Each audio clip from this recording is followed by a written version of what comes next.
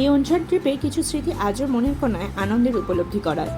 ভ্রমণ করার অভিজ্ঞতা থেকে বলছি, ভ্রমণের সময় তুমি কোথায় যাচ্ছ, পরিবেশের সৌন্দর্যটা কতখানি, তার সাথে সাথে কারা তোমার ভ্রমণ সঙ্গী, এটা বোধহয় সমান গুরুত্ব রাখে।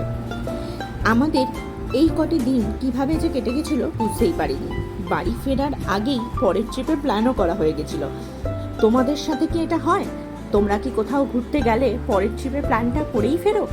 ঘুরে ফেরার সময় কি মনে হয় যে ইস, কিভাবে যেন দিনগুলো কেটে গেল, কেন যে এত তাড়াতাড়ি কেটে গেল, এই ঘুরতে আসবো এটাই বোধহয় বেশ ভালো ছিল, আবার কবে যাওয়া যায়?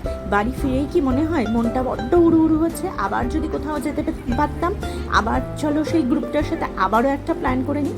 হ্যাঁ, ভ্রমণ সঙ্গী হচ্ছে তারাই যারা সেই আনন্দটাকে বজায় রাখতে পারে এবং পরবর্তী জন্য আবার নিজেদের তৈরি করে। তো আমার অভিজ্ঞতা তো এতটুকু, তোমাদের অভিজ্ঞতাটা অবশ্যই আমাদের জানিও। টাটা।